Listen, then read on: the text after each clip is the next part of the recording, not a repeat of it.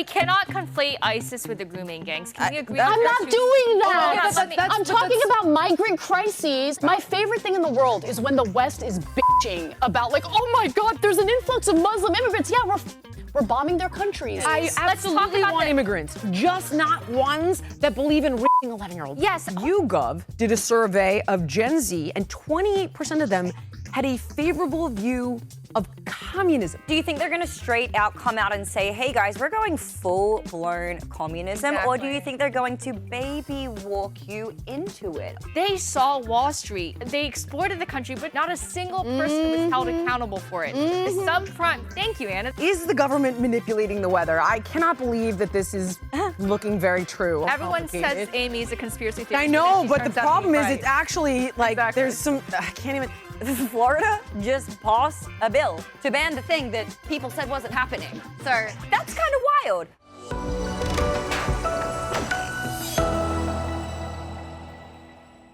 Hey everybody, welcome to Her Take. Please remember, like, share, comment, subscribe. It helps us out a ton with the algorithm. We have an awesome show on deck for you guys today. So, turns out police budget cuts in liberal cities like Los Angeles are backfiring. Anna's going to tell you how and why. Then, grooming gangs in the UK went ignored for years until the Casey report just exposed how deep the failure ran. Very personal for Amy, as we know. We're going to unpack the cover-ups, the cultural taboos, and quite honestly, the institutional cowardice that let this happen for decades. The Supreme Court has officially shut down the use of nationwide injunctions by lower federal court judges. Now, this strikes a major blow to the tactic that has repeatedly blocked Trump's policies. We're going to break down what this means for executive power, judicial activism, and key issues like birthright citizenship that are going to be directly impacted. Is the government manipulating the weather? I have been guilty of making fun of chemtrails. I think I'm about to eat my words on this one. We're going to break down what is geoengineering, climate control, and what is Marjorie Taylor Greene's new bill to ban it. If it doesn't exist, maybe it does. We're going to find out. All right, RFK just told Tucker Carlson that a CDC study from 1999 showed that the hepatitis B vaccine caused an 1,135% increase in autism rates, and then he claimed that CDC officials deliberately buried the findings. And of course, the CDC and the study's authors deny any cover-up, and they insist that a full analysis showed no causal link. We're going to give you the facts and tell you everything so that you can make up your own mind. But first, this one's personal for me. Why are Gen Z and younger millennials attracted to socialism? Quite honestly. And I don't want to say, we're seeing this with Mom Donnie, but it isn't, guys, it's not just Mom Donnie. If you look at Mayor Karen Bass, remember when she said the passing of Comandante and Jefe is a great loss to the people of Cuba? Did you know that she used to go to Cuba all the time and it glorified friggin' Castro? So this is a problem that is growing. And here's one for you. YouGov did a survey of Gen Z, and 28% of them had a favorable view of communism, not democratic socialism, straight communism. When we look at Mom Donnie, who voted for him? Wasn't blacks, wasn't Hispanics, it wasn't working class whites. It was Rich white? Yeah, right.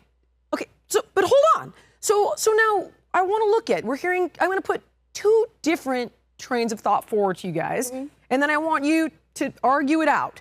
But and we can look at his policies, by the way. So if it's like, no, I think his policies work, we can discuss that. What I'm simply going to say is they did it in New York in the 70s. There are direct parallels on policy, and it was a catastrophe.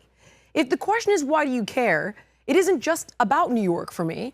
It's about all of these blue cities that we're seeing fall to policies that are similar. And in addition, and you know, go ahead and tell me I'm fear-mongering, and I just might be, but does this kind of democratic socialism ultimately lead, whether it goes there or not in America, to Mao's China, to Nazi Germany? I mean, Nazi Germany co-opted this with the National Socialist Party. You know, Venezuela, Hugo Chavez did this, and you've got Nicolas Maduro. So does it become that? Does it lend itself to authoritarian socialism down the road? Okay, hold it. You can crush it. by all means. Here are the two narratives, okay? So narrative one, these poor kids are disenfranchised. They're buried in debt, right? The American dream has failed them. Capitalism has failed them. They can't afford kids. They're priced out of the housing market. Cost of living has inflated exponentially faster than wages. I mean, we were just talking about this with the crew here today, how a studio apartment that would have cost me $800 when I was this kid's age is now $5,000. So that's obviously obscene. Wealth inequality is obscene. There's more billionaires than ever in history. Corporate power is undoubtedly unchecked. And democracy feels fraudulent when you can buy policy. Case one. Okay, makes sense for kids to be disenfranchised, but here's the problem. Rich white people voted for this guy. So then case two is that the machinery of ideology is existing in these Ivy League schools. Yes. And I read this article. I want to read this to you guys, just a part of it. The author's name is Ayaan Hirsi Ali. Okay, 2 paragraphs, so bear with me. Today, we don't have disciplines, we have studies. The curriculum itself serves as an indoctrination structure. Walk through any gender studies classroom and count the minutes before oppression becomes the central theme. Track how many lectures end with a condemnation of the patriarchy, white supremacy, or Western norms. The readings are curated for grievance. The discussions are steered toward activism, and critical thinking is welcomed only if it critiques the approved targets. The same structure exists across ethnic studies, post-colonial studies, queer theory, and of course, African studies. Mamdani's plan to target whiter neighborhoods with higher taxes stems from an ideology shaped by grievance-based programming. Lectures trace a line from colonialism to capitalism to modern inequality. So when Mamdani proposed higher taxes based on racial geography, he is performing a worldview in which demographics are destiny, guilt is inherited, and wealth redistribution is rebranded as liberation. It's not economic theory, but ideology made actionable as the classroom spills into City Hall. Which is it? Who wants to go first? Well, I think there are two threads here at work. Go. Number one, these people are way too young to remember the dangers of the Soviet Union, the dangers of the CCP. They just have no recollection of it. It's not part of their institutional memory. And number two, I'm like partly I know, you're 5 years old. I know. So wait, but look, another thing is they've been through so much. Think about all that Gen Zers and younger millennials have been through. The 2001, the recession, the 2008 recession. They saw Wall Street take the country, they exploited the country, but not a single banker went to prison for it. Not a single person was held accountable for it. The subprime, thank you, Anna, the subprime mortgage crisis, Americans were hammered, but these fat cats just went off to their beach homes. They bought another yacht and they just got away with it. Yes, Lindy, yes, Lindy. Keep preaching about this, There please. was no accountability. Yes. We saw that, but it doesn't even end there. And then you have the inflation from it. And I would never vote for Mamdani, though. But you remember how dangerous the Soviet Union was. That was part of your most formative era, and they just didn't have that. What if I did this to you, though? Because I know this argument. The argument is, oh, stop with your fear-mongering. This isn't Maoist China. This is why I can default to New York in the 70s, because we tried it and we tested it and it failed. But that's going to be the argument, right? Oh, baloney, it doesn't go there. Yeah, but do you think they're going to straight out come out and say, hey guys, we're going full-blown communism? Exactly. Or do you think they're going to baby walk you into it? Obviously, they need to have these social conditioning. They need to rely on emotive arguments. They know for a fact that the younger generation is struggling. And so they're preaching this message, hoping to latch onto them emotionally, and it's evidently working. And then from there, they can baby step you into these more extreme policies. We had this conversation around Mamdani last time. I know there was a little bit of tension there because, yes, it is 5 grocery stores, but I don't think they would come out and say, we're going to make every single grocery store government run. They're going to say what would be socially accepted, even by people on the other end of the spectrum. They'd be like, oh, okay, well, it's not that bad. That's how they condition you. They're not going to come straight out and say it. I completely agree with you, Amy. Oh, sorry. Go ahead. One quick point. I'll go Finish to you. the thought. I'm not a fan of Mom Downey, but this guy is a master at communication. Yeah, he's charismatic. Yeah, Absolutely. He is. And he hammered away at affordability, and that's what people Yes. cared It's about the Not most. just him, guys. So ready? It's also Bernie who started this. It's Yep. AOC. I'm against and all that's of that. why I'm just I'd like, be calling AOC a socialist. But So- she is a democratic She is, socialist, and yeah. so is Bernie. And Karen Bass is saluting Castro, and then it was like, "Oh shucks, I shouldn't have said it." But you did, homie, and you meant it. And you went to Cuba a bunch And of Gavin times, needs and to you let suck, communist and China. LA sucks. So, in the case of Karen Bass, there's a lot of talk, but let's focus on what she does with public funds in Los Angeles. We pay a lot in taxes. A lot has been spent specifically to help the needy in Los Angeles, but that money ended up getting funneled to nonprofits, NGOs that padded their pockets and stole from Los Angeles taxpayers. It's exactly what happened in New York. let's- Corruption. So let me just explain. Rather than focus on Mamdani and what he's likely to do, I wanted to kind of talk about your question of why it is that there is growing support for socialist policies. I always make this point because it's important to look back at history to see how previous successful politicians operated when they were confronted with something similar. FDR specifically implemented the New Deal to save capitalism because socialism was on the rise, communism was on the rise, and he saw that Americans, especially after the Great Depression, were more open to those systems of the economy because of the fact that they saw that inequality widen. We're currently experiencing something similar right now. So I'm just going to give you a few statistics here. So the top 10% of U.S. households, the top 10%, you want to know how much wealth they own, how much of U.S. wealth they own? They own 67% of U.S. wealth. So the next 40%, okay, own 25% of the wealth. Yeah.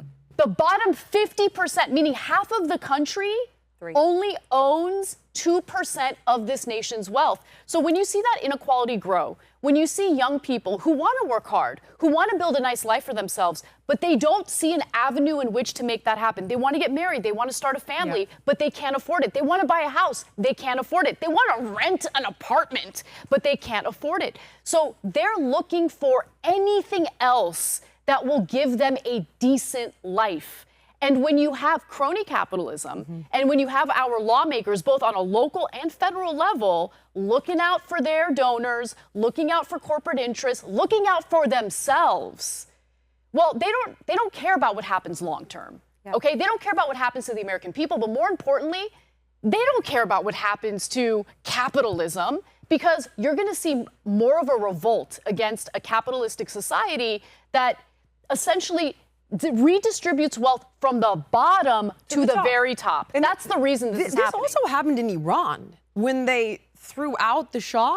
It's because there was this inequality, and now you've got the Ayatollah, what you've got now. Like, I get it, and I'm going to ask Same for thing happened in solutions. Cuba, by the way, so under Batista, right? So when you have that inequality, that's when the people eventually, excuse my language, but the shit hits the fan. Right. Yeah. And the masses who have nothing left to lose are willing to revolt. They're willing to engage in revolution. But our politicians are too stupid and self-serving to actually take care of our people, right? So look, they brought it upon themselves. One other thing that I'll just say is, when you have politicians accuse things that aren't Marxist of being Marxist just because they don't like it, or when they accuse people of being communist when they're not communist, there's a lot of boy who cried wolf behavior going on. And then when the public actually has a situation in which, you know, there's a communist idea or communist candidate or whatever, no one's going to believe these politicians, right? They said it's propaganda. Everything's All my Marxist. friends Same thing with everything's Ford talking Marxist, to yeah. their like college-age niece or their, you know, their high school kid. The kid's like, oh, that's Cuomo propaganda. And listen, I get it. I know Cuomo sucked. It's bigger than Cuomo sucking, and that's why I'm trying to say, who is leading on the left? It's the Bernies. It's the Squad. It's the AOC. It's this. We used to have in this country, in my opinion, a far better system. So public colleges and universities used to be tuition free, right? So there was an avenue in which if you wanted to get a higher education and not dig yourself into a massive hole of debt, you had an avenue. You go to a public institution, right? Private schools obviously are going to cost a lot more money. Those avenues are not really available to people anymore. Obviously, healthcare every year becomes more and more broken, less and less affordable. I mean, think about the sandwich generation, right? The millennial generation that's currently dealing with raising children, which is astronomical, like in terms of costs. And then they have their ailing parents, and they're being confronted with a broken healthcare system in which they get no support, no help. So everyone's stretched thin, and they're looking for any solution, any change. And I just want to kind of put my cards on the table on this issue. We live in a mixed economy. It's becoming more and more privatized. Yeah. There used to be more public options for people, and those public options have been defunded and completely decimated. And so, again, if we want to save capitalism, the way you do it is by tackling crony capitalism, disenfranchised people who should be taken care of. Like, all of these issues have been neglected for so long, and they will continue to be neglected. And there's structural issues that we should be addressing versus these policies that may... It's kind of like what we're talking about with the Big Beautiful Bill in the last episode. It's like immediate kind of relief. Long term, what are the repercussions of these things going to be? We need to be addressing the root cause of like financial literacy. Why don't we learn anything about financial literacy in school? But also, kids are literally intentionally set up. But also greed. fail. I mean, also greed. It is greed. It is. We live in a society. It's like the spirit of mammon. We literally worship the dollar. You're absolutely right. And yeah, I think that these socialist policies are not going to help. I would like to get into a deeper discussion, and we can loop back after Lindy, because I want to hear from you about what we were talking about with the Scandinavian versions of socialism. Because if we want to implement socialism here, then we need to have a real conversation about what actually makes it work, right, versus what it doesn't, versus what just sounds good on paper. I got one other question for you, though. To entrap Gen Zers into an ideology that they really don't understand the repercussions of. Okay, hold on. You got all that, and I'm going to you, and I specifically have a question I want to lay at your feet, because it's not just kids, though. That's the problem, is that it's all these rich white people that can then leave, and I see, by the way, we've Their all ivory seen towers. all of the blue people from California. I'm in Nashville. I'm in Miami. I'm like, man, I hope you're voting different. I really hope so, because you're taking all of that shit you just left, and you left the working class with the mess you made, and you bailed out of New York. That's and so you true. bailed out of California. And so what's that? Jillian, I love that you brought this up, because we saw the manifestation of this just a few months ago in Luigi Mangione. Remember the outpouring of support that he enjoyed? People were cheering him on. Right. This is a cold-blooded murderer. Yeah. Okay, the frustrations underlying, first of all, it's not justifiable. His actions were completely egregious and unforgivable. No one should be murdering people in the middle of the street. That's not okay at all. It never will be. However, that is separate and distinct from the issue of healthcare. That's 20% of our GDP, but we have third world outcomes for a first world country. It's completely unacceptable. And United Healthcare and Independence Blue Cross, these people they're essentially, it's a legalized fraud, taking advantage of the American people. And secondly, what do you think is going to happen when you have tech bro billionaires at your inauguration and places of honor, and the American people are nowhere to be found? You're literally in the Capitol Rotunda, and you shut out the American people. I know that's due to inclement weather, but still, the symbolic nature of that is so powerful. And we've seen time and time again, there's an empirical link between income inequality and political polarization, meaning that the greater the difference between the wealthy and the haves and have-nots, the more alienated and the more extreme society becomes. And that is why we've seen demagogues take advantage of economic crises to come to power. We see this time and time again with Hitler, Stalin, Mussolini. We see this all the time. So I'll just add one more. I want solves. I want solves, and I want to leave this one question with you on a solve. Winklevoss says let them have it. I kind of think let them have it. I actually agree. Let them have what they vote for. Hold on. I actually totally agree. If we believe in democracy, and this is what the people of New York City want, then they should be allowed to elect the leader, the mayor that they want. The other thing I'll say is, look, as we know, our government, whether we're talking about on a local level or a federal level, is bureaucratic, and there are checks and balances baked into the system. I think people are acting as if this one mayor is going to unilaterally be able to do all these insane policies. I would be shocked if he would be able to even implement like a quarter of the policies that he's trying to implement. So there's that. But one other thing I want to note, Americans right now are really drowning, not just with the inequality, But how that inequality manifests, it manifests in things like an insane amount of debt. Consumer debt in America right now is at record levels, $1.2 trillion. The average interest rate, by the way, 21.4%. That's criminal. It's loan sharking. It's if you did insane. that, like I could sue you for usury. It's a 100%. third-degree felony. And It's predatory lending. I am so sick of our politicians pretending like they're going to do something about this. I remember Josh Hawley, a Republican senator, held all these hearings talking about how I'm going to cap, these credit card interest rates. Yep. Well, did he? Did he even fight for it? Or did he do his little photo op, Senate hearing to pretend like he's looking out for the common man? Yep. Our politicians are not looking out for us. Period. End of story. So when you have someone come out and actually focus on housing policy, even if you don't think that housing policy is going to work out, desperate Americans are going to be like, you know what? I'm willing to try something different. Yeah. And that's what explains what's happening right now. Yeah. Anna brought up a really interesting point, and I think it is a backstop. If you're afraid of the excesses of socialism, all you got to remember that in America, we have a whole of government approach. So Kathy Hochul right now is a backstop to, if you like him or not, it's still the case. She's not going to raise taxes in New York. End of story. As you said, it's just not going to happen. So Mom Donnie has a lot of aggressive and ambitious dreams, but he needs the cooperation of the rest of the New York State government. He simply doesn't have it. And they still refuse to endorse him. Like the Democratic Party, the establishment right now has yet to, for example, people like Hakeem Jeffries, who represents New York, Chuck Schumer, they're still saying they're thinking about it, they're going to meet with them, but they haven't endorsed him. So how is he going to get the collaboration and cooperation that he needs to actually pass his policies?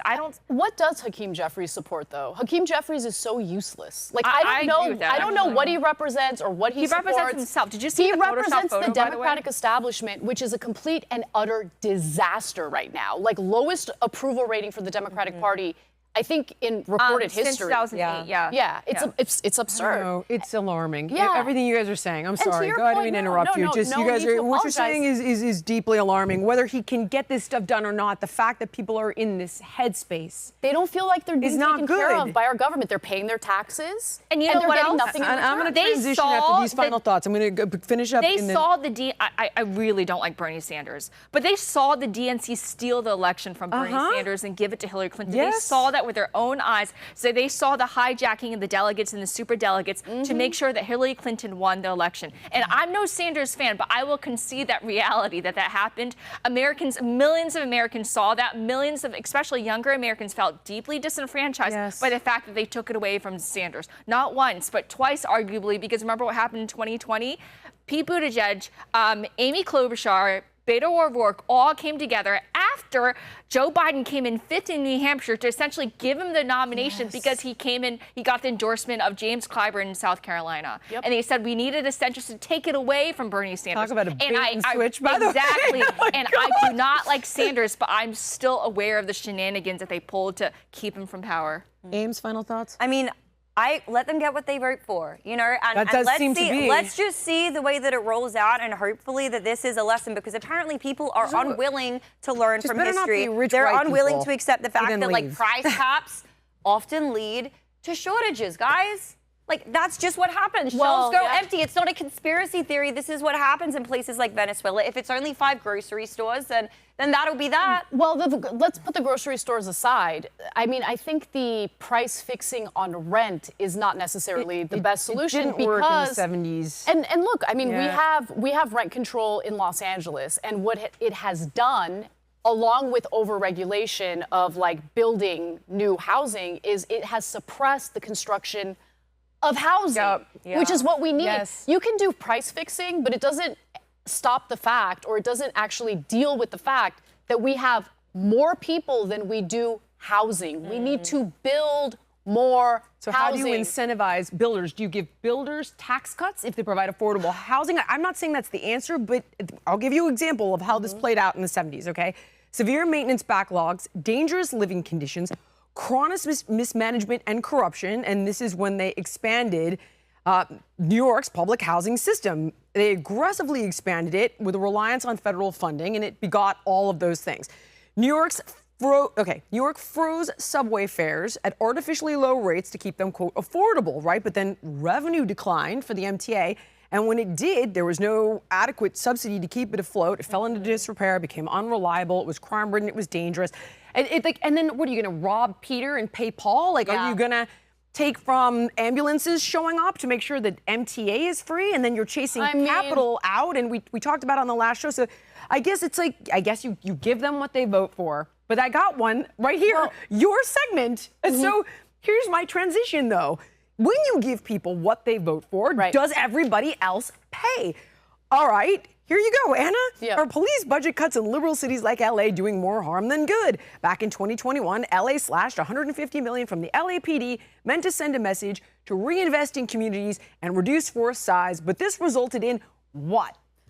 Well, in a lot of liberal cities, actually, right now, what you'll notice is this trend of the local politicians allocating a lot more funding than ever before, record amounts of funding for their local police departments. And this is an argument that a lot of the defund the police movement types make. Well, what are you talking about? We're defunding the police. We're actually spending more on police than ever before. That's true. However, it turns out we're spending a lot more on fewer police officers, fewer sworn officers. So let me take you for a ride. Buckle up. So basically back in 2001, in response to the mass protests that were happening in response to policing, excessive force. In 2021, my bad. Okay, sorry. I was like, wow, you are going way back. No, my bad. I misspoke. I'm with you. So in 2021, the Los Angeles City Council decides, you know what? Yeah, why don't we cut the police budget to the tune of $150 million, and then we're going to divert that money to other programs to help Angelenos. That was the plan. Now, when they did that, they did lose sworn officers, because obviously you're cutting the police budget. You're going to have to get rid of some of the positions. But here's what happens. Like, the crime doesn't go away. So the remaining police officers end up working overtime hours, and they get paid a lot for that, a time and a half. So, for instance, Los Angeles, by the way, spent a total of $1.1 billion on overtime alone last year, 2024. Not all of that money went to police, but a huge portion of it did.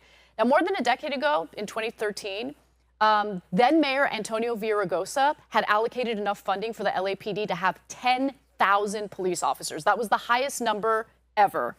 However, about like a decade later, you get that cut. Because of the protests, there were a lot of early police retirements as well. So they're eliminating positions. A lot of cops did early retirement, or they just quit because they're like, this is not a desirable job. My city hates me. I don't want to do this. So now the city council's actual spending on the LAPD has surged due to these ballooning overtime costs. By 2022, when the department had 9,496 sworn officers, they spent nearly $214 million for overtime pay for the LAPD. And that number just keeps going up. And by the way, LA has always had far fewer police officers per capita, meaning, per 100,000 people than any other major city. So for instance, Washington, D.C. employs 542.91 officers per capita, while Los Angeles employs 236.86. Other cities, you're looking at Chicago, 454, Las Vegas, 444, New York City, 440, Detroit, 392. In LA, we have 236. These officers are going to work insane overtime hours. They've been working insane overtime hours. And now we have more than a dozen cops in the LAPD who are making above $400,000 a year. This is not cost effective. This is stupid. And if you want to save costs on the police department, you need to have them be fully staffed. Sorry. If you hate cops, hate cops all you want. I don't want to pay more for fewer cops, because that's what we're doing right now. It's absurd. But see, can we just comment on one thing?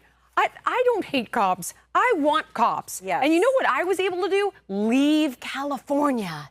I was able to leave because of the crime, because of the fires, because of the policies. All of that, it's in your imagination, by the way. It's all made up in your head, Jillian. We're all making it up. Like, I had friends I was sitting there.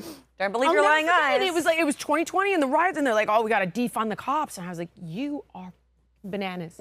Good luck here. But that's the part that worries me, and I don't mean to bring it back, is that what about the people that can't move? What about the people that are stuck with this and that get raped or get robbed? Well, crime is up in California. And by the way, I'm taking this way off piece, but you can't buy a gun anymore and shoot somebody who breaks in your house. So now I have friends buying literally killer dogs.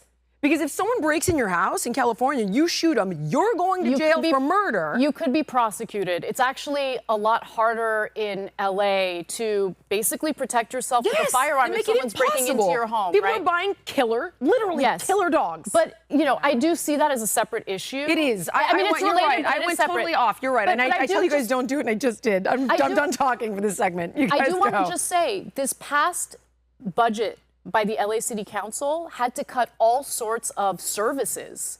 All sorts of services for Angelenos. We're like the highest taxed in the country, right? And the reason why they had to do that is because of overtime costs. We were in the hole to the tune of $1 billion. So we're paying more for less police. Crime is crime. I don't know what to tell you. It has to be. I mean, our laws need to be enforced. People need to be kept safe. So crime continues to exist. We have fewer police officers. They're working longer hours. We're paying more than ever before for the police department. And as a result of that budget deficit, all sorts of other services end up getting cut. So please, for the anti-police crowd, make it make sense. How does this make sense? It's like whatever they propose, it almost does the inverse. It's like, hey, let's introduce this to fix it, and then it just amplifies the situation tenfold. And we can't have this discussion without discussing, essentially, because it's such a tremendous force in this country, the George Soros funded candidates and prosecutors around the country. It's not just here on the East Coast in Philadelphia, New York, but it's also in Los Angeles and San Francisco. Thank God they just got a new one. But these people, they're not just soft on crime, they're completely limp on crime. And so they see police as basically the enemy. They see instead that we have to focus, their solutions presumably are to focus on social services, just like throw social workers at everyone and mental health. And I believe in all of that. I agree with that, but I don't think it's an alternative. I think it's the police, right? Exactly. It's a both situation, not an or. It's not an either or situation. I agree. And thank you. And right now, and the fact that they've hollowed out the police, there's another externality, which is it gives Trump an excuse to bring in the National Guard. Trump is saying you obviously don't have the law enforcement capable of exerting control over society. Thus, I have the authority and I have the rationale to bring to deploy them. So if you don't want the National Guard in your neighborhood, then don't hollow out your police department. Show some ability and capacity to do your own business. Well, we saw that firsthand with no kings, right? Yeah, well, the police chief had even confessed during a press conference that they're overwhelmed and they can't handle it. And I do think that gave Trump a green light when it came to the National Guard being deployed to protect federal buildings that were being defaced as a result of, some of the there were demonstrations, but there were also riots, and the rioters obviously focused on destroying buildings as they typically do. But look, I just think if we're paying our taxes, we should get something in return. And the idea that we should spend more for fewer cops is infuriating. Not just fewer cops, though, but fewer everything. More crime. Right. So it results in even worse outcomes. And we see that. And what happened, actually, I'm a huge fan of the broken window theory. Do you guys remember that? Back in the 90s, under Giuliani and under, actually, Michael Bloomberg perpetuated as well. Their theory is that you have to go after the small crimes like broken windows, because if you go after the small criminals, they will not escalate and become more hardened criminals. And we've completely discarded that that approach, even though it was extremely effective, because some people accused it of being racist or whatever. Everything is. Look, there was definitely. Mass incarceration was and continues to be in some parts of the country a problem. I think that's separate from the broken window theory. True, but I do think that there was heavy-handed policing. I was under the impression, and I've now learned that I was totally wrong about this. All of the calls to reform policing, I was on board with, because I do think police need better training. I think there are police departments across the country who don't know how to respond to someone who's having a mental health episode. These things need more investment, not less investment. But honestly, thank God for body cam footage, because for a long time it was this notion of the police abusing their power. And don't get me wrong, there are corrupt cops out there. But what I can say is I'm so grateful for a lot of this body cam footage, because it has helped stop to perpetuate some of the narrative that is being pushed that caused this whole defund the police thing in the first place. It also helps though with police brutality after Rodney King. No, but girl, let me. I mean, We didn't have a the bad record in demonstrations that just 2020, happened in though. downtown LA. Did you see the Oh, video no, I was of the talking reporter? about more like cops killing black people when they were calling to defund the police. In LA, that had been reformed significantly. Well, there had been reforms, I agree with and you if on you look at the investing money. numbers, I'm just saying we didn't have a ton of scandals after Rodney King of LA cops indiscriminately killing people of color. But the point I was going to bring up is, you know, there was that video of an Australian reporter who was just doing her job. Like, she wasn't doing anything wrong, and you see a police officer shoot her with a rubber bullet for no reason. That person needs to be fired. We need to weed out the bad guys from the police department, and there needs to be strict standards to make sure, because if the public doesn't trust the police department, that's also an issue. Yeah. You know what I'm saying? That's what births all of this stuff, really. Which Yeah. well, on I'm going to the flip transition after side- this final thought. Finish your thought, I just Lindy. want to say the public needs to trust, but also these demagogues that we currently have, and I think it's one party is mostly responsible for demagoguing against the police. We need to stop demonizing the law enforcement, because who does that help really? Like, who does that serve? Nobody. It doesn't help. Exactly. Nobody. It helps nobody. It undermines public trust, and they're guys are less able to risking do their their job. lives. Exactly. Every freaking day they deal with the craziest shit. Exactly. So, okay, well, I'm going to transition about distrust. Slightly different topic, though. So this next one has been flying under the radar for far too long. The UK's grooming gang scandal. For anyone new to this topic, grooming gangs are organized groups, often predominantly composed of South Asian men, mainly Pakistani, who sexually exploited vulnerable, mostly white, working-class girls across multiple UK towns for decades. These abuses were systematic, brutal, often involved drugging, trafficking, and repeated rape. Now, amid renewed public outrage and criticism from across the political spectrum, again, we say after decades, PM Keir Starmer commissioned Baroness Louise Casey, who's a respected civil servant known for exposing institutional failures, to audit the systemic mishandling of grooming gangs cases. On June 16th, she released her searing audit into the UK's handling of grooming gangs. Amy, what was in there, and why has this been allowed to persist? What's going to change? Yeah, so one of the first things that we're going to pull up is actually evidence of her going through, not her specifically, but showing that the race of the men who were responsible for these atrocities was redacted in all of the documents because they were far more concerned about not coming off as racist than actually protecting the victims involved. But you're 100% right. After decades of denial and silence, finally, we've all admitted something that we've been saying. People such as Tommy Robinson, who has literally been persecuted and thrown in jail for saying what we all knew, that, mostly predominantly Pakistani men are responsible for grooming and raping now thousands of women, some as young as 11 years old. Sorry, I'm going to try to refrain from saying that word because I don't want to get us censored or anything like that. So I'm going to say grape. I know it sounds elementary, but it's what we got to do, okay? Nat, can we please pull up the video where she's talking about the word Pakistani being Tipexed out of the reports, please? Thank you. Deliberate covering up, or are you saying that was? I think in Rotherham there was deliberate covering up. Yes, I can speak to that one in a very detailed way because I was there for 6 months. We did the inspection, and I saw it was the night in the inspection room where I was going through a child's file, and I realised somebody Tipexed out the word Pakistani, literally Tipex. People watching the programme may not even know what that is, but it's where you cover up a word. And I thought to myself, as I picked it off with a paperclip, I thought, who did that person think they were helping? Either they were worried about, people get worried, Victoria, about organisational reputation, they get worried about their own, people say we've got community tensions. You know, the English Defence League had parked out in Rotherham when I was there and were demonstrating week in, week out. If you'd been a Muslim Pakistani heritage woman scarfed walking through that town, it would have been impossible. So if you think you're helping her, you're not helping her. If you think you're standing up for the victims, you're not standing up for the victims. You're not helping anyone. Yep. Yeah, so to clarify for anyone who's not up to date on British lingo, Tipex just means redacted. They completely... What's a American version of whiteout? Yeah, it's a version of whiteout. They basically made it so that you could not read the race of the people who were disproportionately committing all of these crimes. And it was to the tune of hundreds and hundreds and hundreds of men. And do you know how many were actually prosecuted for it officially? I'm afraid that you're going to tell me. 12. Wow. 12? Over decades? Over decades. And so someone who's been really blowing the whistle on this for a long time and in fact labeled a right-wing conspiracy theorist on account of this is actually banned from even entering certain countries because of how vocal he's been on this, is a gentleman called Tommy Robinson.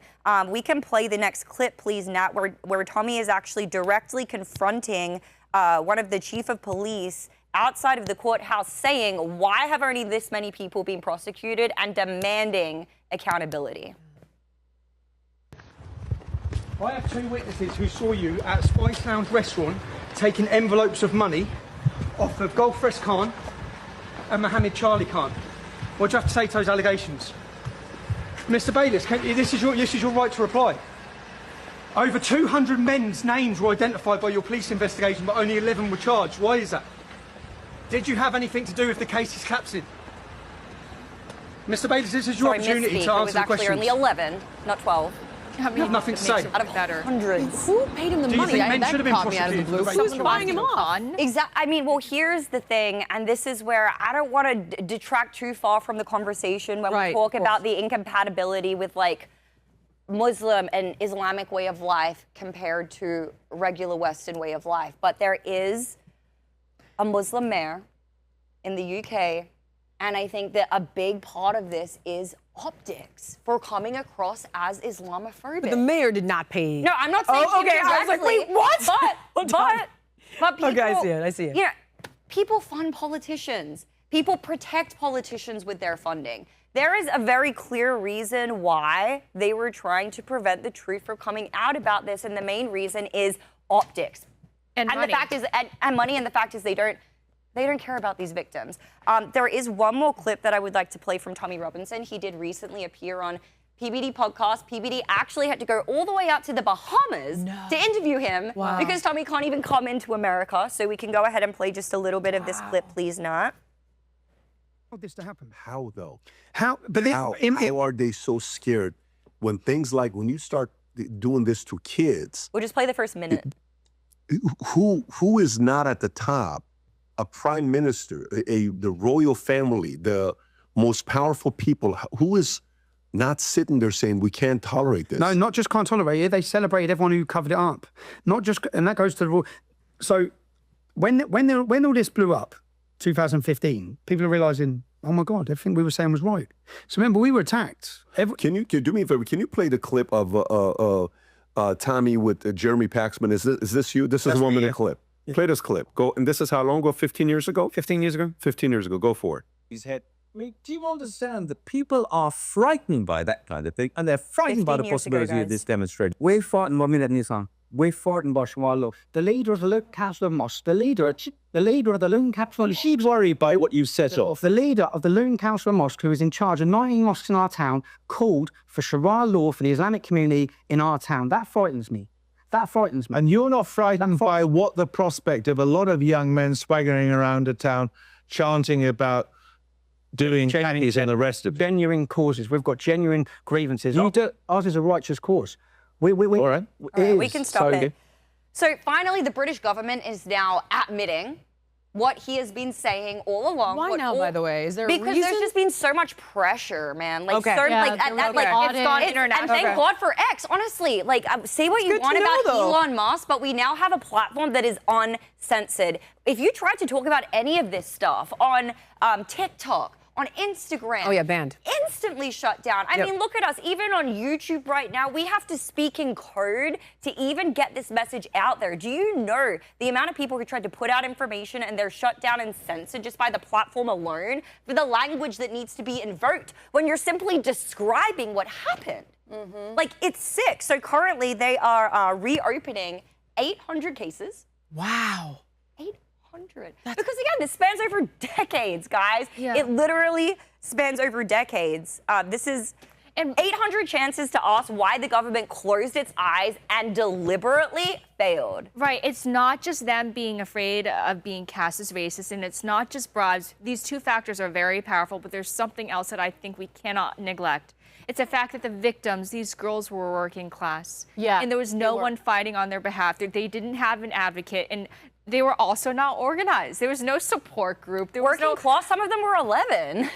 What I mean is there's no one standing up for them. They come from poorer families Exactly. or disadvantaged They didn't have legal representation. They had no idea how to navigate the system. They had no idea how to pursue accountability. And they would go to the authorities, and the authorities would basically brush it under the rug. I mean, there's a common theme that I'm noticing, which is victims of sexual assault are usually kind of buried, right? And it's whether it's a possible blackmail operation carried out by, Jeffrey Epstein as part of an intelligence organization, whether it's these young women in England and Wales. Whether it's Cassie. Yes, Cassie with P. Diddy. Like, there's the messaging that I think most women, not just in this country, but around the world are getting is if you are a victim of sexual assault or any type of behavior like that, don't report it, don't say anything about it, because you'll be made out to be the bad guy. Right. Because for whatever reason, the perpetrator is the real victim, right? Oh, we're worried about stigmatizing this group or stigmatizing that group. It happened to you, not with rape gangs, but your famous story at this point of what disenfranchised you from being hard left was the fact that you were assaulted on the street by homeless people, and everyone went after you and called you racist despite the fact that they were white. Right, and that I was stigmatizing homeless people, but it's like, wait, hold on. Absolutely. That happening to me by one homeless guy is not stigmatizing all people who are, living on the streets or can't afford a home. Like, that's ridiculous. In this case, I'm looking at the audit that you're referencing, Amy, the one that was done by Baroness Louise Casey. 2/3 of the perpetrators were redacted, 2/3. So there's an issue here, and it doesn't mean that all Pakistanis are like, terrible people who are doing terrible things.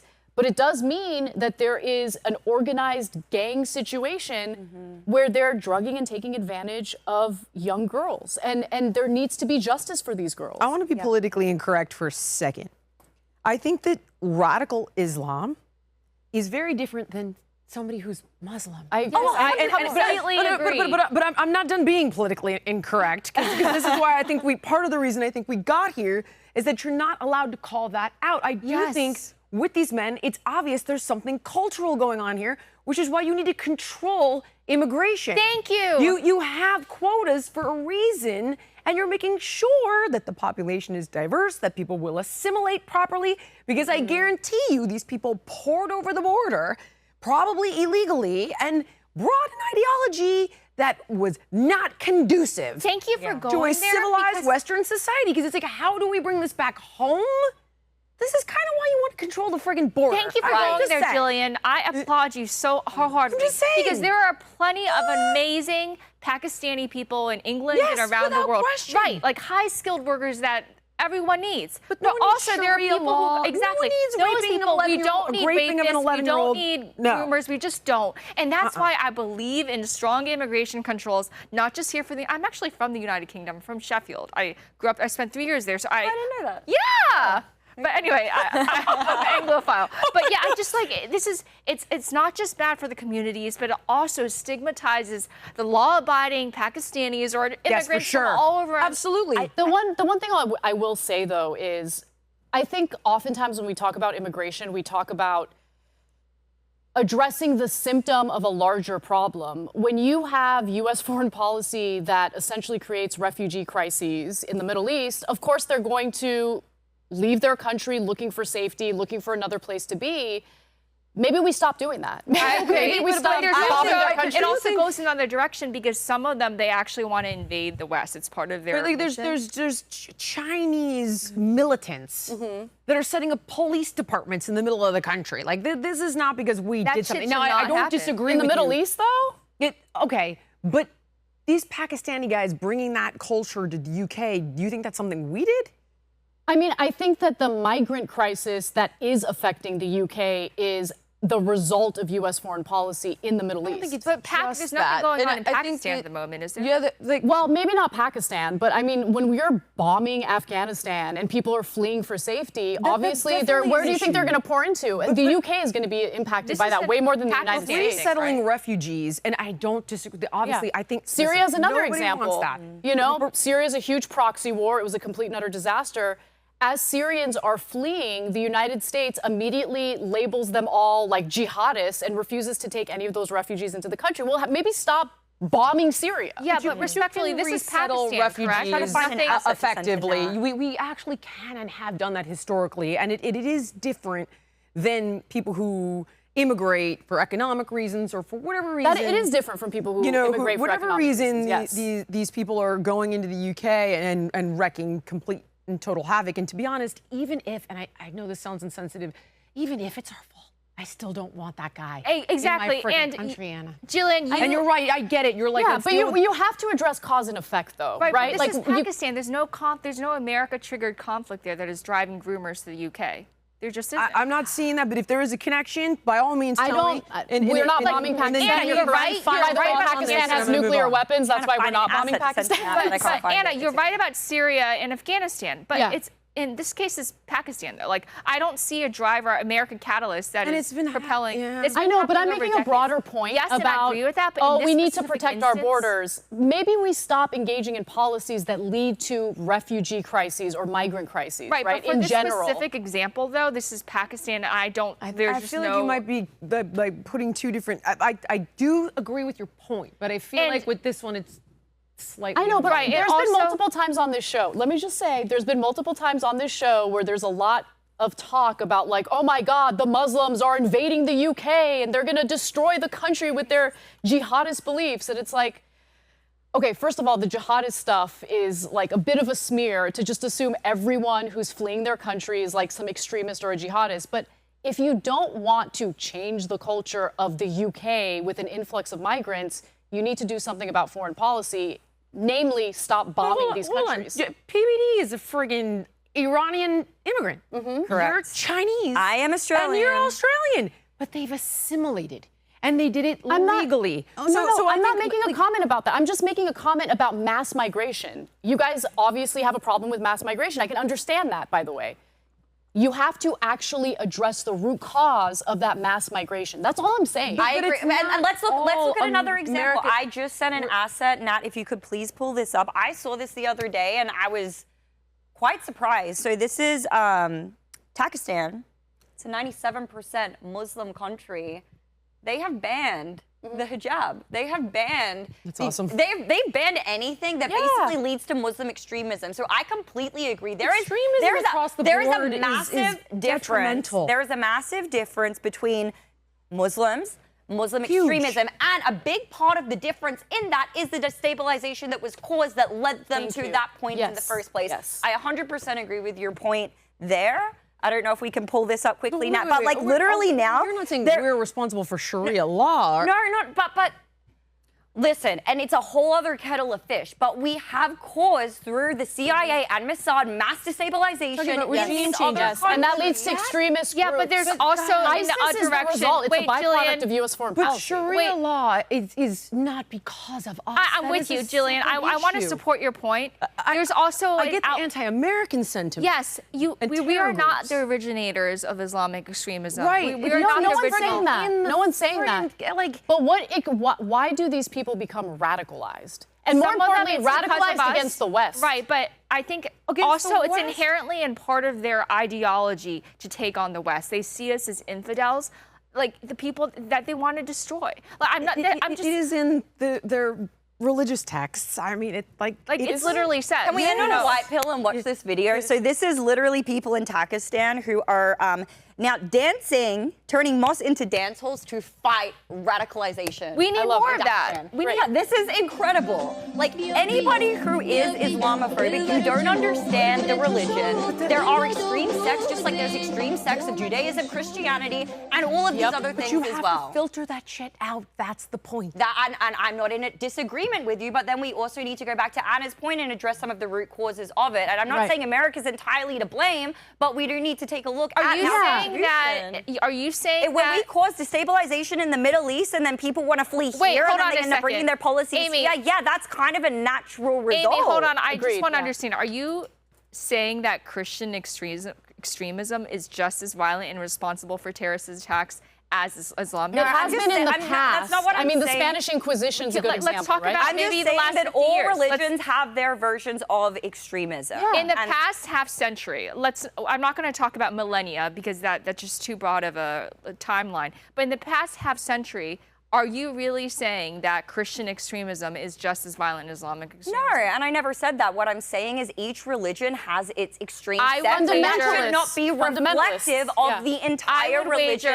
in general. That was my point. I'm not in any way comparing them or making them equal. I'll give you an example, completely different religion, right? So if you look at the Jewish settlers in Israel, I don't think they're representative of all Israelis. They're extremists, right? They carry out extreme acts of violence against Palestinians in the West Bank, for instance. I don't think they're representative of all Israelis, not even close. So you're right, there are extreme sects or extreme groups within every religious umbrella. And going back to the whole Pakistan or Pakistani grooming gang issue, I don't think those Pakistanis are representative of Pakistanis in general. So I think that government officials did a disservice by distrusting people and redacting identities because they think like, oh, we're going to protect them and we're going to destigmatize. The truth always comes out. All things dark come to light. And so when you're engaged in that kind of cover-up, what does that do? It breeds distrust toward the government.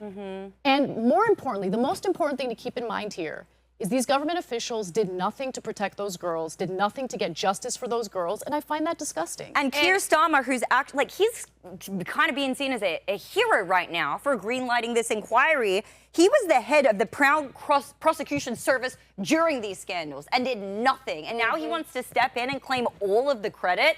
Give me a freaking break. It's like an arsonist. It's too freaking little. It's too freaking late.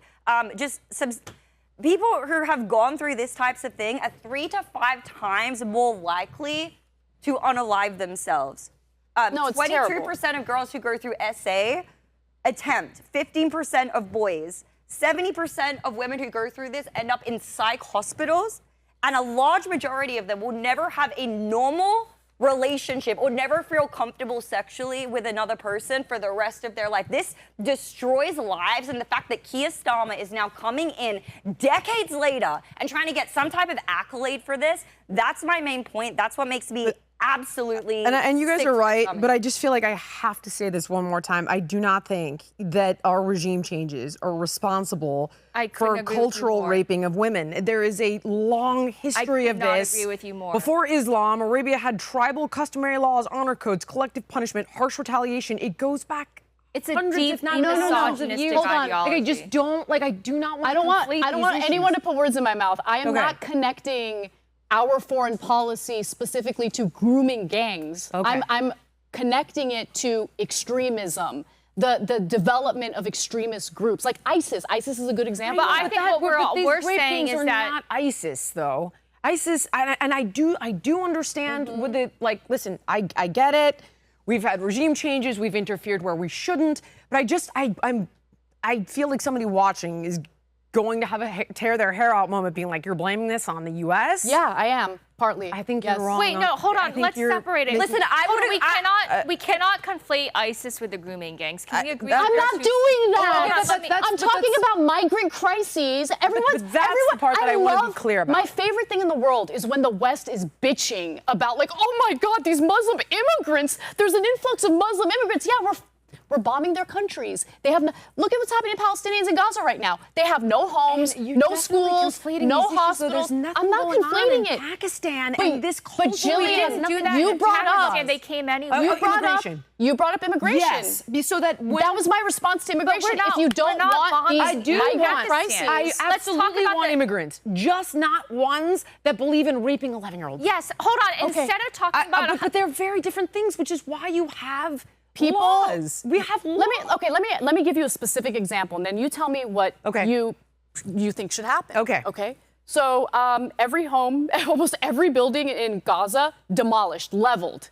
Palestinians have nothing left. Israel just demolished the whole place. Okay, where are they supposed to go? But we have the United Nations Refugee Agency that is supposed to be handling these crises. By what? And By doing what? Supposed to be, okay, we have 7 government agencies that vet these people, and they can be dispersed to different countries. I would absolutely. That's a migrant crisis, right? That's almost 2 million people who need to fundamentally are like, yes, I believe in, you know, that I should marry a child bride. Yeah, probably not.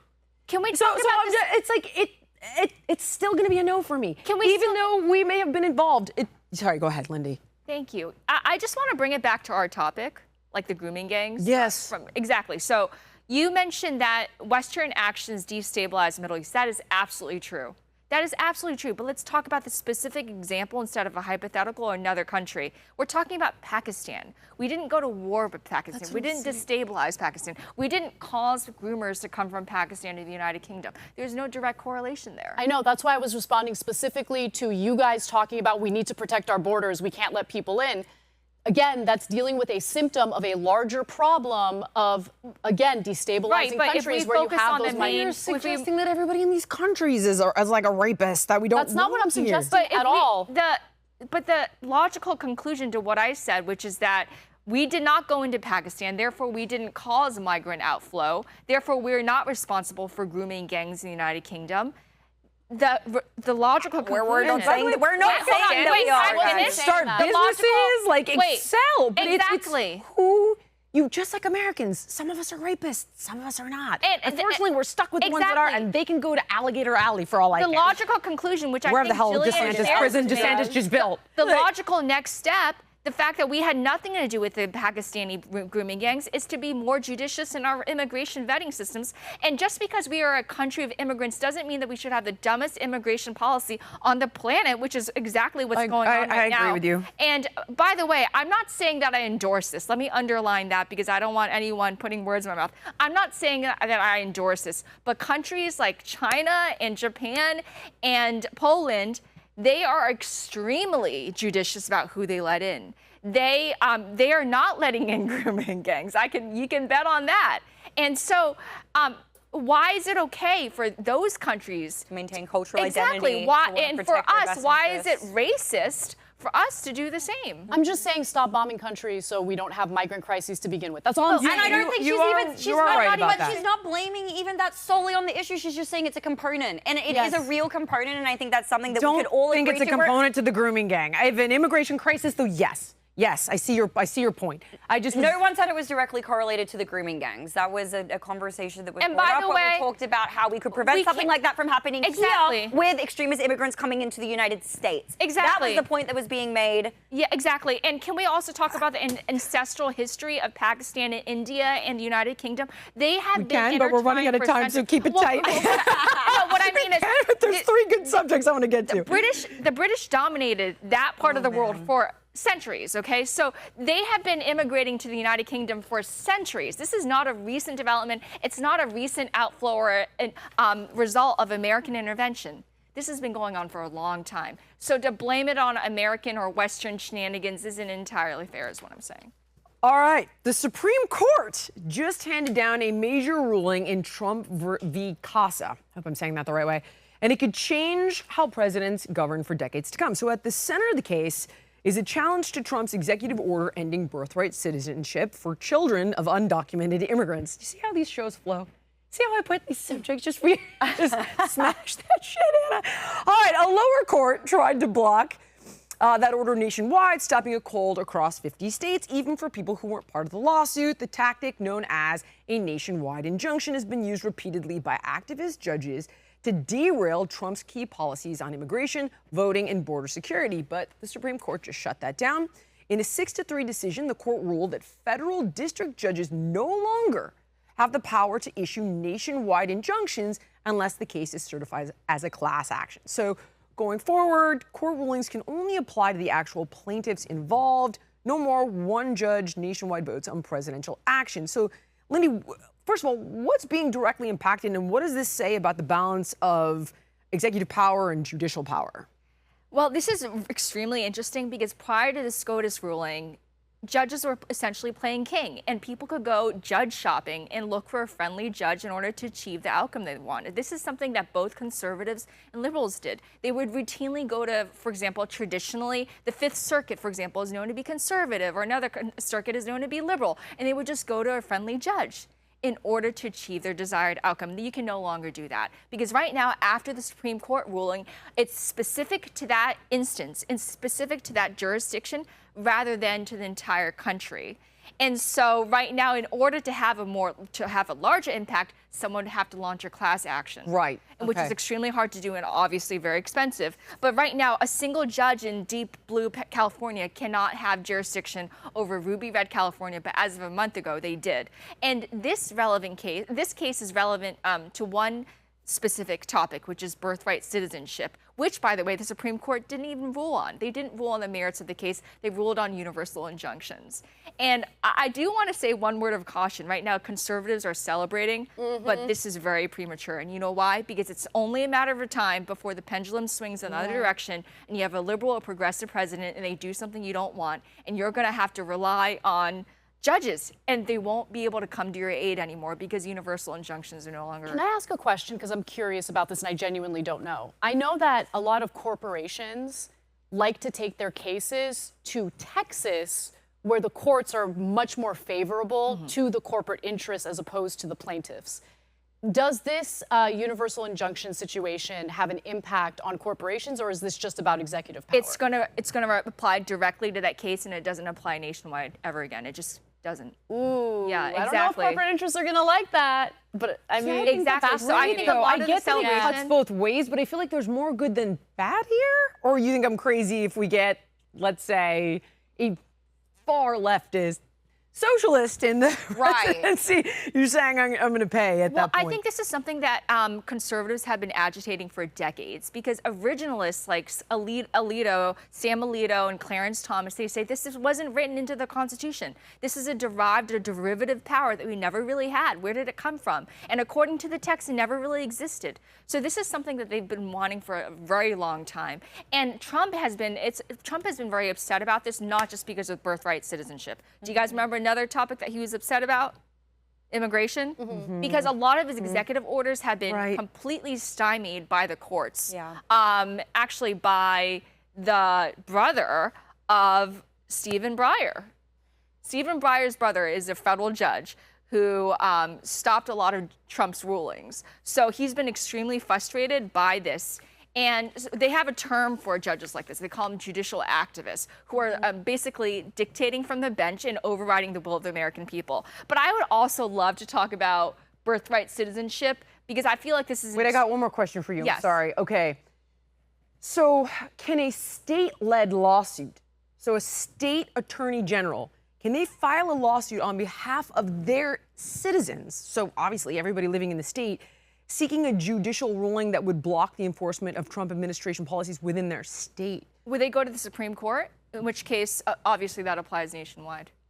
Okay, that's what I wanted to know. Yeah. Because this is the thing that I don't get. I mean, obviously, when it comes to the executive branch and executive orders, these are decisions that the president makes unilaterally that impact everyone in the country. If it gets a judge decides to strike it down in one state, they're striking it down based on our Constitution, but they're specifically addressing something that would apply to the entirety of the country. Like, so the birthright citizenship issue wouldn't just affect people in the state of Texas or wherever they're bringing that lawsuit. It would affect everyone in the country. So how do you, like, piecemeal strike down an executive order depending on the state that you're in? That's like a really interesting and weird. That's why incredibly confusing. Yeah. Exactly. Which is why I gave it to Lindy. Well, that's why a lot of legal experts right now are saying this is sheer pandemonium, and it's going to take a number of years to hash things out. And to add complexity to this already very complicated situation, there's something called a shadow docket. And that's where basically Supreme Court justices can do whatever they want. They oftentimes use a shadow docket to decide to adjudicate on issues involving death penalty cases.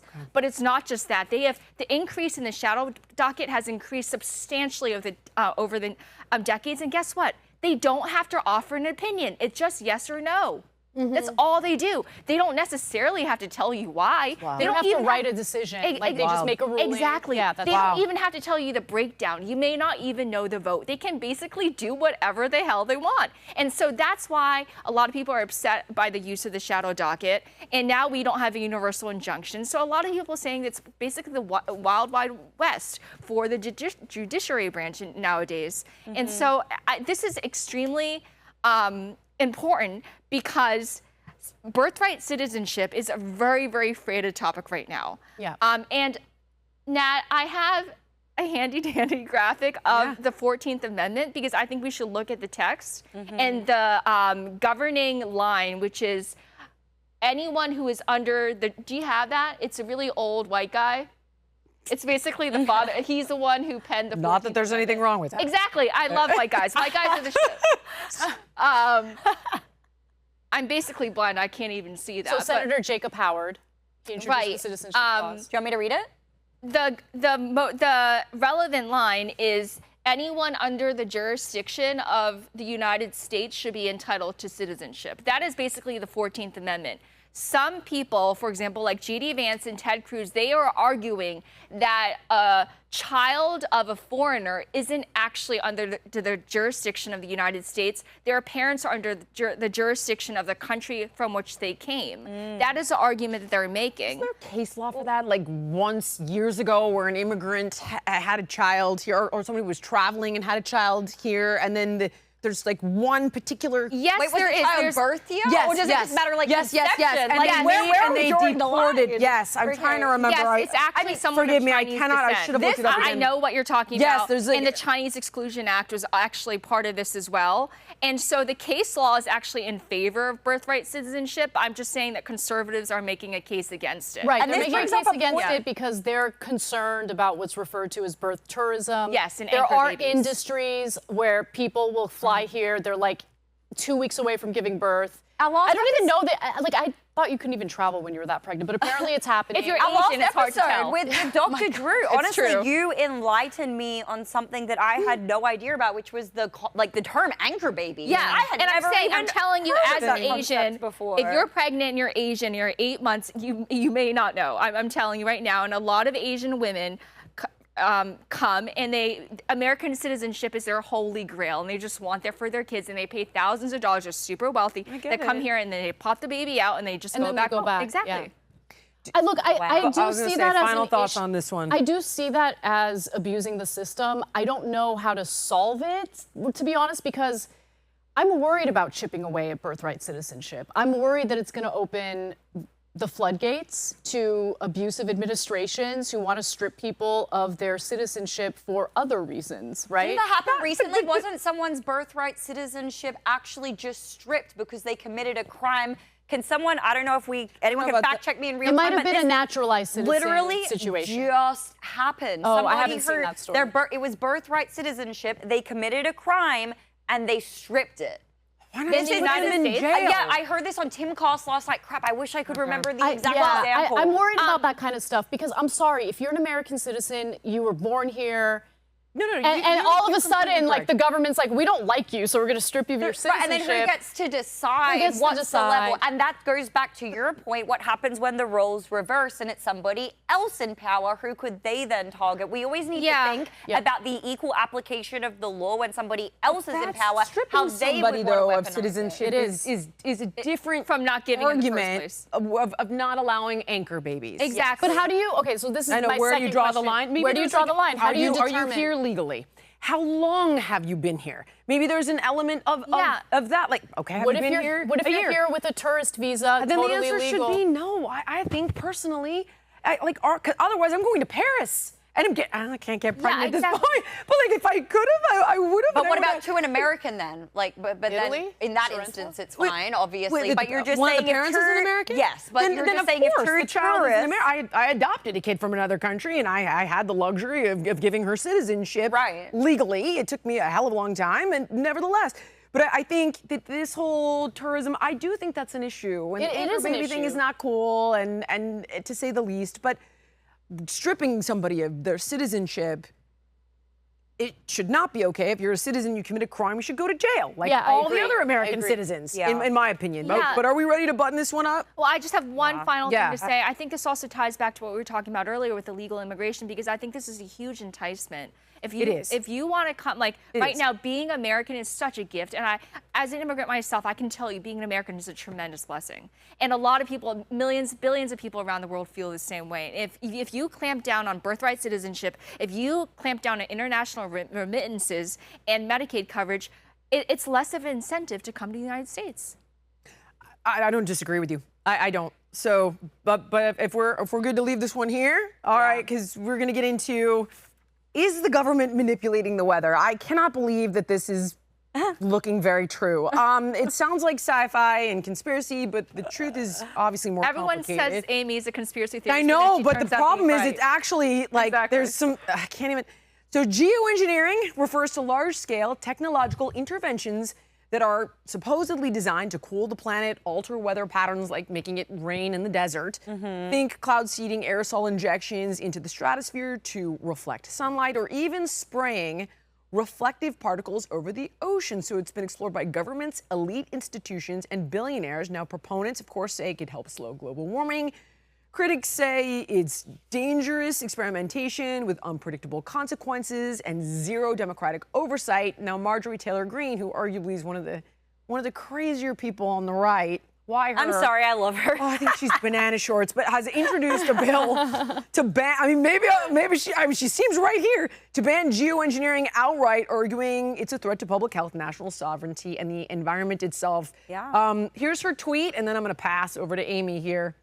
But it's obviously ignited a fierce debate on climate science. I mean, guys, Florida just passed a bill to ban the thing that people said wasn't happening. So that's kind of wild. But turns out they're actually not the first state to do it. We do have Idaho and Tennessee, who has also passed similar laws. And now we are seeing Marjorie Taylor Greene calling to implement this and make it a felony. I'm not sure if you have that one there now, otherwise felony it's all good. where though? Like in all of America? Like in her state? Yeah. This is like cloud seeding and stuff like that. Is that what we're talking about? So here's the thing. There's a big difference, and this is what we're going to talk about. We're going to take a look. We're going to take a look at the difference between the conspiracy theory side and then what is actually What's actually happening. Okay. So first, let's take a look at what the conspiracy theorists have been saying for decades. Chemtrails. Yeah. Chemtrails. And I mean, I've made so much fun of those. We're gonna get into believes in it. chemtrails. There's a difference between chemtrails and contrails, right? So I don't know the difference. What's the difference? Okay, so chemtrails apparently do not actually leave any markings in the sky. So this is literally just the residual effects of planes and jets flying in the sky. Contrails is where they are actually putting out the hazardous things into the environment, or things that will, what the conspiracy theorists say, make us more docile, make us I'm more not docile dumb. at all. It's not working on me. Yeah, I know, right? Definitely not on Ana. Control the weather. They say that it is. Never want that. They say that it is weaponized to control political enemies. So, like, for example, there was widespread conspiracy theories that the North Carolina flooding was, in fact, a lot of cloud seeding and manipulation to prevent people from being able to get out and vote in that very crucial swing state. I would consider that to be more along the lines of a conspiracy theory. And the Texas floods from this past week. Okay, and so this is where we need to talk about it. So when we all first started getting in our group chat and we were talking about the floods, I sent in my little thing about what is it, Operation Rainmaker? One of the guys who directly work with Palantir. I believe that's the tweet that you had up before, Nat. You can pull this one up. I sent it into our group chat, and I was like, guys, can something not be about Palantir, please? Like, could he please, could Peter Thiel keep his dirty freaking fingerprints off at least something, okay? But we can go ahead and read this. It has been verified. Cloud seeding CEO funded by Peter Thiel connected to Palantir. Meet Augustus Dorico, a 25-year-old tech bro and field fellow who founded the weather modification startup Rainmaker. According to publicly available information, his company was reportedly cloud seeding over parts of Texas just 2 days before these historic floods hit the region. What is the argument in favor of cloud seeding? Because I've looked into cloud seeding. It's drought. real. It's happening. Yeah, Yes. droughts. I mean, specifically in places like Dubai, Yep. for example. But we can also see By when the that way, goes. creates an immigration crisis because there's no food, there's no water, and I've talked about this before on the show. There's a documentary called The Grab where these countries are going in and they're grabbing the assets. Literally, they're transporting water, even in places like Arizona. Oh yeah. And food, and it's creating a huge. Whenever there's a protein source crisis, you've got Somali pirates all of a sudden because their waters are being overfished. So look, I think Lindy is going to have a lot to say about this, but you know, there's an argument from people like, let's say, Ben Shapiro. I've heard him make this argument before, where he's kind of like minimizing the catastrophic impact of climate change because his whole argument is, well, humans are innovative and we're going to find ways to mitigate it, right? And so when you're talking about lengthier droughts, when you're talking about severe droughts, right? I guess a way to mitigate it is through cloud seeding, but then there are other consequences that maybe you didn't think about ahead of time. Maybe we need to do something to... Instead of just mitigating, Anna, thank you for that. And thank you for throwing me the ball there. It's not just about mitigating the damage, catastrophic damage, it's about preventing it in the first place. What did Benjamin Franklin said? He said, an ounce of prevention is worth a pound of cure. Yeah. And so, and it's not just Ben Shapiro on the right, the lunatic on the left, Bill Gates, with all due respect, he wants a cloud seed and geoengineer as well. And it's not just cloud seeding, he wants to manipulate the weather. And not only that, institute something that would prevent ultraviolet rays from even reaching the Earth. Don't even get me started on that. He wants to do that instead of taking carbon emissions out of the atmosphere. Another thing that I want to mention is, why are we doing this, Jillian? You were asking. It's also always the mighty dollar, because there are industries that depend on reliable weather. And can you think of one? It's skiing, for instance. Good point. They want snowing. They want hard snow. They need that. These companies, these ski resorts, if have that's actually happening. manipulating the weather and doing whatever they can to prolong the skiing season, because right now with climate change, it's shortening. And another example, Seriously? Dubai. Do you guys remember the Dubai floods last year? How terrible that was. And you know what? That wasn't the first one. There was actually a flood that was even worse during the Bush administration that happened in Dubai. You want to know what's crazy?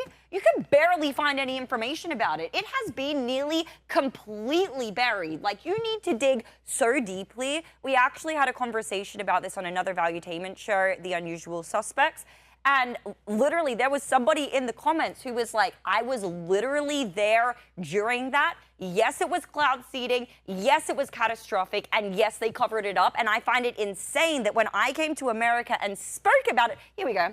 I remember the flood in Dubai. I was there for it too when Bush came. They're proud of their cloud seeding there. Never been a secret. So when I moved abroad, I was shocked to be called a conspiracy theorist. You know, it's crazy because Marjorie Taylor Greene does seem very kooky, and she has said and done kooky things. However, it looks like a little bit. It looks like she's kind of on the money when it comes to geoengineering, and I don't know. I haven't looked into this, so I'm going to just put my ignorance out on the table, but I'm curious if you looked into it, Amy. Has there been any analysis to look at the long-term effects of geoengineering? That's exactly what I'm trying to look into right now to see, because we do this all the time. Yeah. And like I remember something having to do with like DDT and mosquitoes. Yeah. And we like, oh no, and then it ended up like killing all the birds and creating a wildlife crisis. Like we don't have the foresight. You just don't know nature is going to respond in a way that we simply cannot anticipate. That's precisely right, because when humans try to play God, there are so many long-term consequences, unforeseen consequences, that we don't even know. We see that from everything from Ozempic to messing with the ecosystem. We just don't know, because it's all like the butterfly effect, like the domino effect. We just don't know what the ramifications stuff to are. it. I mean, it eradicated malaria in Europe, but it's like, hence coming back to the concept. And if we're done with this, I'm going to put a button on it, that an ounce of prevention. I think that's the bigger message. Just let's like, why are we trying to colonize Mars? Why don't we save Earth? Exactly. How about we got a perfectly good planet? Like, let's save home. Let's value our planet. Speaking of, are we done with this one? We're good. Speaking of prevention, we're moving into a Maha topic. Bit of a difficult transition there, but all right. So Kennedy was recently on Tucker. Now I want to make sure I've got lots of notes for you guys here, because I want to get this one as accurate as possible. So he cited a 1999 CDC study that he claims shows an 1,135% increased risk in autism amongst children who received the hepatitis B vaccine. Now, according to Kennedy, CDC officials buried the data and they rewrote the study to hide the connection. So take a look. You would do if you wanted to find the answer, which is to compare outcomes in a fully vaccinated group to health outcomes in an unvaccinated group. And CDC did that study in 1999. They brought in a team of scientists under a Belgian researcher named Thomas Verstraeten, and they looked at the data. They looked at children who had received the hepatitis vaccine within their first 30 days of life and compared those children to children who had received the vaccine later or not at all. And they found an 1,135% elevated risk of autism among the vaccinated children. And it shocked them. They kept the study secret, and then they manipulated it through 5 different iterations to try to bury the link. That's and, good, Nat. we know how Okay, so the response to that is, we didn't keep it a secret. We didn't bury the information. We expanded the study. This is their argument. It could very well be true. And now, it's also key to point out what were they looking at in the vaccine. So they were looking at a preservative called thimerosal. So thimerosal is 50% mercury by weight. It has subsequently been removed from vaccines, and I'll get to that in just a minute. But that is what they were looking at. So they were looking at total thimerosal exposure from vaccines across 140,000 kids. Now they claim, like, we didn't do 5 iterations to bury the link.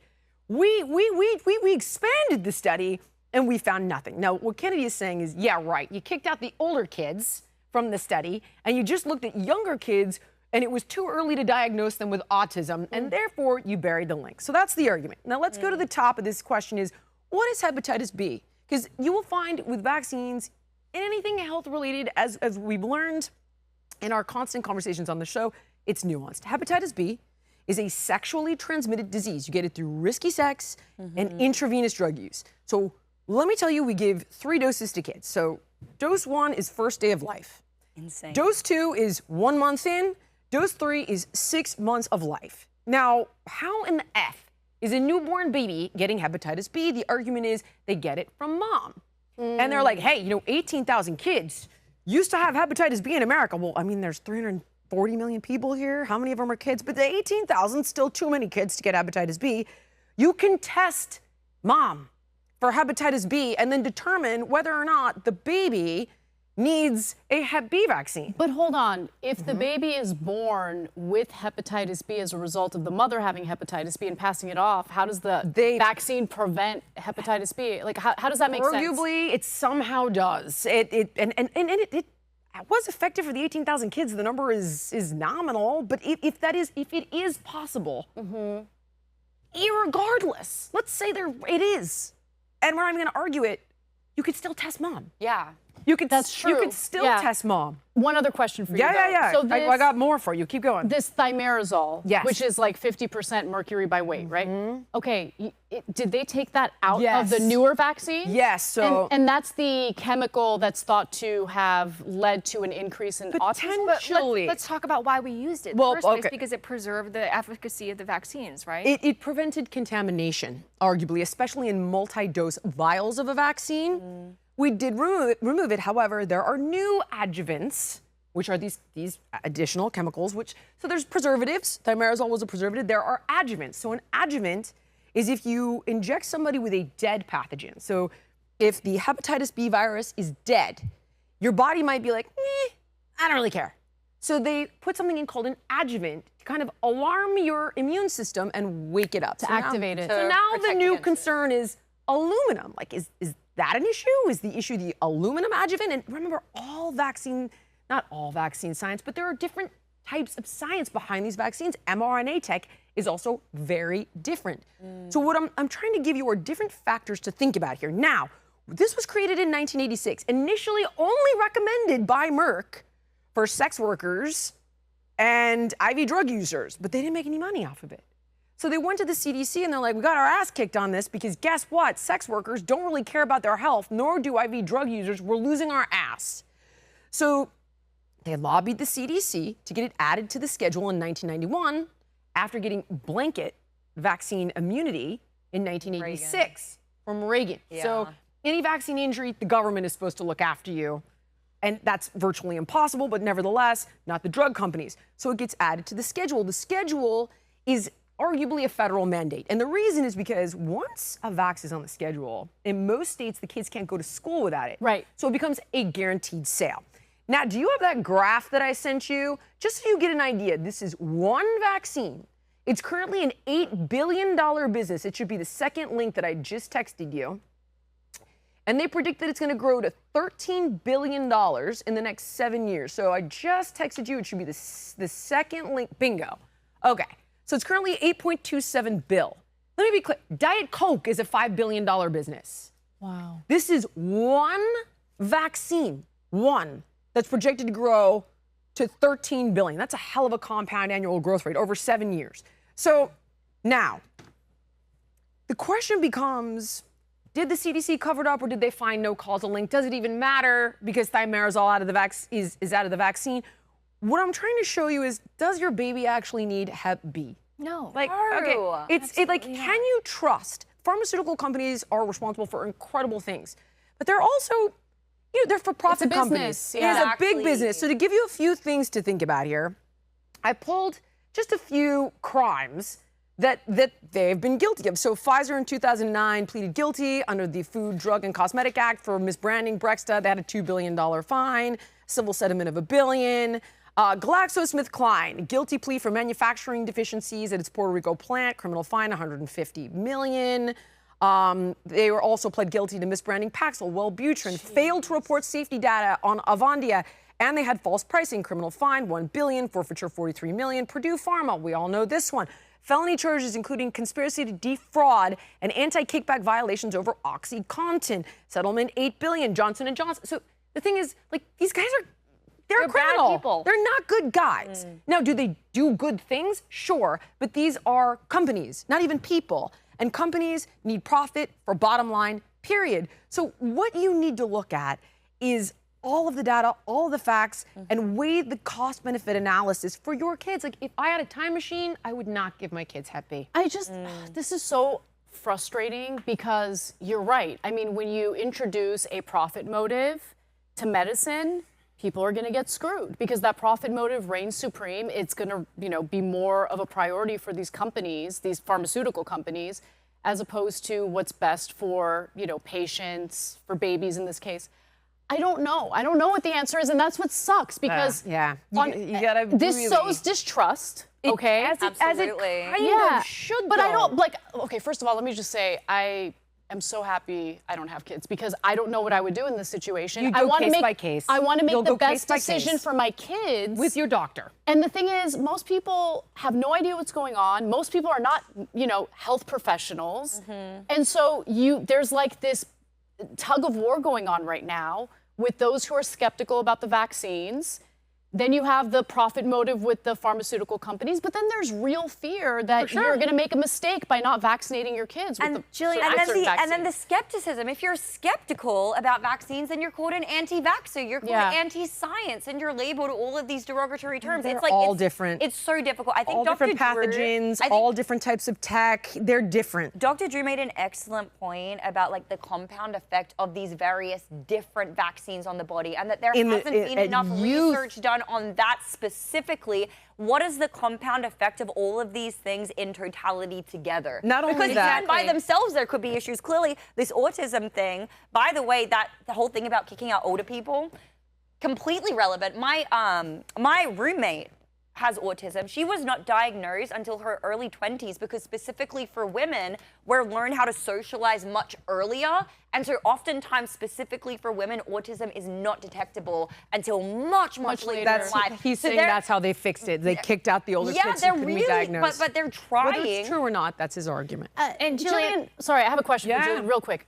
Yeah. So the prevalence of autism, is that the result of our medical community being better at bullshit? Not at the exponential pace. That's what I was going to ask. In which it has exploded. And there is, I think it was the Mind Institute forgive me, I didn't prepare for this one, but I think it is, that actually did research on this. And we have an exploding rate of autism. It is not simply better diagnoses. It's simply not. And it's in conjunction with exploding rates of infertility, exploding rates of obesity, exploding rates of early onset cancer diagnoses. Jillian, do you think it has anything to do with the expanding definition? Because it's according to the don't, DF5. sweetheart. I think... First of all, I think what you're doing right now is a service to the country. I think you should get louder on this issue because I'm learning so much from you. I'm not even anti-vax, by the way. It doesn't... So it's like I'm not. It's you're just logical. I'm trying to teach people, Jillian, like, how do you interpret the facts? I think it's so important for people to know that a lot of these vaccines have been placed on the schedule because of intense lobbying from Johnson & Johnson, I forgot Merck, to mention. and Pfizer. Thank you for bringing that up. They lobbied the World Health Organization to make Hep B a global requirement. And when I worked at Merck, I unfortunately worked for the chief financial officer. One of our primary responsibilities was to adopt a lawmaker. Yes. Are you serious? Exactly. I mean, I'm not surprised. To adopt a lawmaker. They named it, they dubbed it. We had a team workshop, and basically we just had to donate to them, campaign for them, and do whatever we could to basically make them part of the Merck family. We got to get money out of politics. Absolutely. That is the number one problem. Yeah. And it is the number one problem across the board. And I also think it's a very powerful point that other industrialized nations don't have such a huge vaccine schedule, and they have better health outcomes. We spend 20% of our GDP on healthcare. We have some of the worst outcomes in the world. Out of all the G7 countries, we're the lowest, and we spend terrible, and our mortality is higher. Our maternal mortality is also extraordinarily high, despite the immense amounts of money that we spend on healthcare. And something that Anna brought up, I completely agree with. It's a profit motive, and it's not just vaccines. No. It's something else that we talked about earlier. It's the transification, basically, of America. Because it's in their financial interest to have these lifelong patients on... And mental health even. Exactly. You go through something traumatic in your life, like a breakup. Yeah, you're meant to feel sad. You're not meant to go on SSRIs and become a lifelong medical patient as a result. But then people get reliant on them. And because they're not being prescribed appropriately. They end up becoming legacy medications when they're meant to be a point and shoot at a problem. Now you have doctors that are upstreamists and know how to use these tools in medicine judiciously. But the key is to just continue educating people so they know what questions to ask their medical professional and find a medical professional they trust. Is your newborn going to get hepatitis B? Probably friggin' not if you don't have it. Whooping cough, could that kill your kid? Probably. So, like, you could go vaccine by vaccine. You could spread out the schedule. There are different ways to tackle it. But I wanted to address this because there was so much out there of like, nuh-uh, we expanded the study and it's fine. Nuh-uh, thimerosal is not in there anymore. Yeah, but aluminum is. And is it a similar problem with regard to lack of research? So just educating yourself, listening to all of the different perspectives, talking to a medical professional you trust, knowing how to find one you trust is key. And that's what I think we're at on this one. I agree. Team, are we done? I think we're done. Like, share, comment, subscribe. Where do I find you? You can ask me questions on Minect, because I'm on Minect. You can follow me over at Substack, Kasparian.substack.com, or The Young Turks, YouTube.com/The Young Turks. You guys can find me at Amy Dangerfield on every platform. I host a show called Dangerous Conversations, and I'm also on Minect. I'm Lindy Li on X, and I'm on Minect, and I can't wait to chat. Thank you so much for watching. We'll see you next time.